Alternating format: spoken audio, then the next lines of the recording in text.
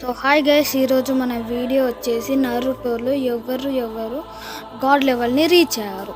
So మనం యానిమేలో చూసుకుంటే Kaguya 10 tails ఒక ట్రీ ఉన్నప్పుడు ఫ్రూట్ తిని తను గాడ్ లెవెల్ని అయితే రీచ్ అయింది. సో అందరికి మనకు తెలిసిన విషయమే.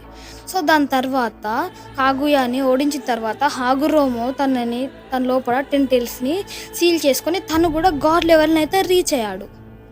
సో ఇదంతా మనకి యానిమేలో అయితే చూపిస్తారు.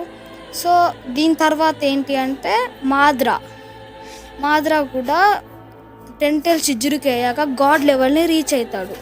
సో గాడ్ లెవెల్ని రీచ్ కావాలంటే మెయిన్లీ 2 things కావాలి. 6 parts చక్రాన్న లేదంటే 10 tails జిజ్జురికైనా అయి ఉండాలి.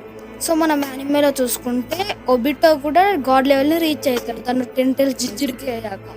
సో నరుటో ఇంకా సాస్కే కూడా 6 parts చక్రాతో వాళ్ళు కూడా గాడ్ లెవెల్ని రీచ్ అవుతారు. సో ఈ లిస్ట్లో హషిరామా లేడా అంటే ఉండు, బట్ గాడ్ లెవెల్ అంతా కాదు. సో ఇదే గైస్ ఇవాటి వీడియోస్. సో మీ ఫేవరెట్ గాడ్ లెవెల్ క్యారెక్టర్ గురించి కామెంట్ చేయడం మాత్రం మర్చిపోదు. So bye guys, subscribe for more Naruto fact.